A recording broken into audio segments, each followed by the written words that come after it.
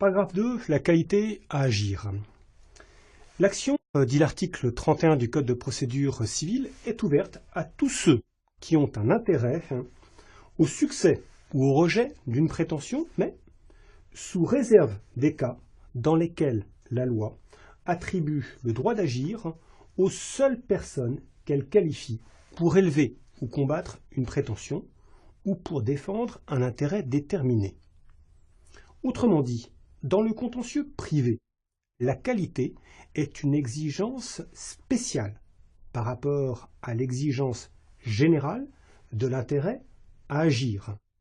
L'intérêt est une condition normale, systématique. La qualité est une condition plus exceptionnelle, une condition spéciale.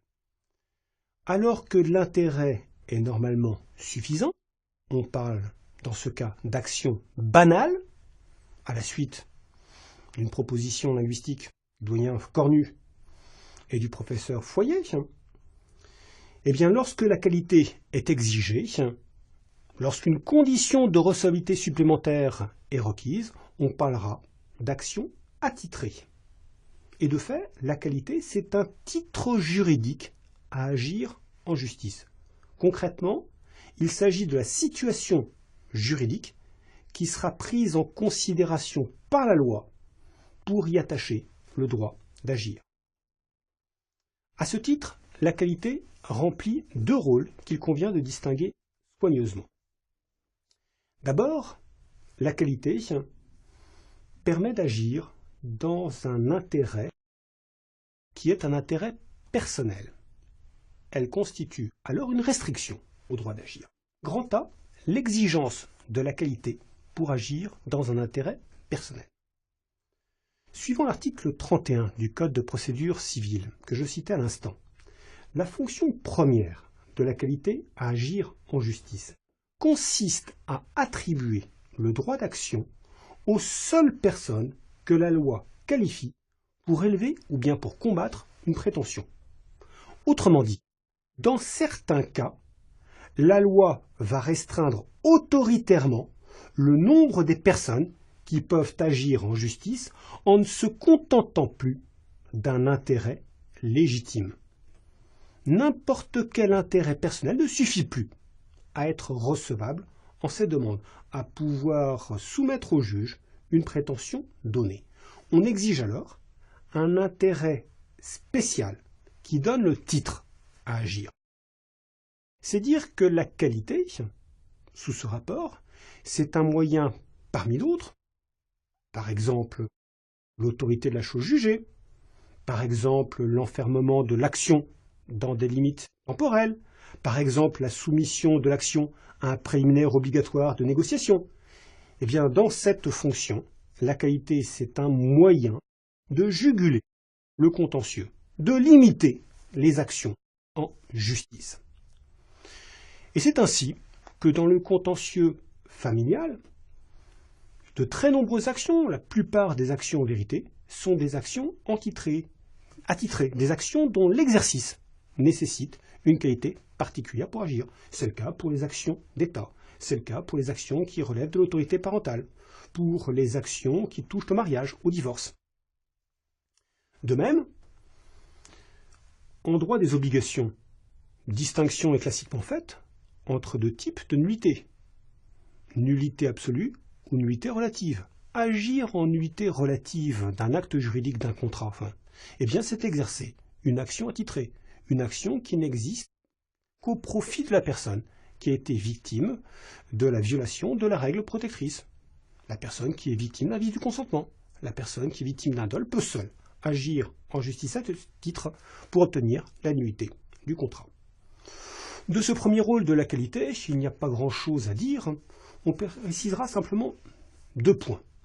D'abord, en principe, c'est la loi, et la loi seule qui peut ainsi restreindre l'ouverture de l'action en justice, qui peut qualifier certains individus pour agir en justice.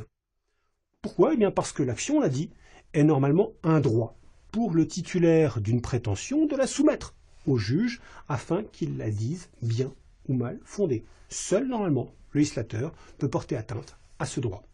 C'est dire, une fois encore, que l'action est en principe banale, l'action attitrée étant l'exception. Il reste que parfois, la jurisprudence, sans le dire, transforme des actions banales en actions attitrées. Et par exemple, récemment, par un arrêt de la première chambre civile de la Cour de cassation du 2 avril 2008, une action en partage a été transformée en action banale. Le principe, c'est que tout indivisaire peut agir en partage, et d'ailleurs, à quelque instant que ce soit en principe. Nul n'est tenu de demeurer dans la division s'il ne le veut. Mais la Cour de cassation n'a pas décidé ainsi dans une hypothèse particulière. L'hypothèse de deux époux mariés sous le régime de la communauté universelle, autrement dit, dont le patrimoine est commun en entier, deux époux dont l'un avait hérité en indivision avec des frères et des sœurs.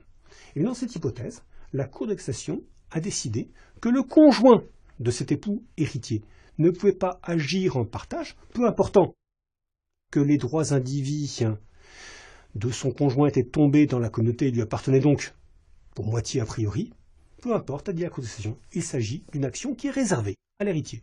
Elle a transformé une action banale en action attitrée. Mais il n'y a là qu'une exception au principe. Deuxième remarque, l'exigence de qualité, retenons-le, n'écarte pas nécessairement l'exigence de l'intérêt à agir. Normalement,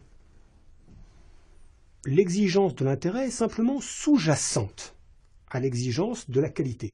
Autrement dit, il suffit normalement d'établir sa qualité à agir en justice pour prouver par le fait même qu'on a intérêt pour ce faire. En d'autres termes encore, une présomption d'intérêt est généralement attachée à la qualité. C'est ainsi par exemple qu'un époux a qualité par sa situation de conjoint pour demander le divorce. Il n'a pas en plus au stade de la recevabilité à prouver son intérêt. L'intérêt méritera d'être pris en compte au stade du bien fondé de la demande, dans l'accueil ou le rejet de la demande de divorce, mais certainement pas au stade de sa recevabilité. La qualité fait présumer l'intérêt ici. Cependant, il n'en va pas toujours ainsi. Parfois, l'intérêt est exigé en plus de la qualité. Il faut démontrer l'intérêt et la qualité. Et l'absence d'intérêt ou de qualité, indifféremment, suffit alors à déclarer la demande irrecevable. Il a par exemple été fait application de cette solution dans un arrêt de la Cour de cassation, chambre commerciale du 15 juillet 1992, au sujet de l'action en annulation des décisions sociales ouvertes aux minoritaires. Le seul fait d'être associé donne qualité pour exercer l'action de nullité ouverte aux minoritaires.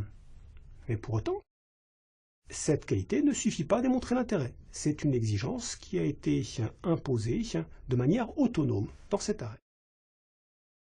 Ceci étant dit, la qualité a une seconde fonction sur laquelle il convient maintenant de se pencher.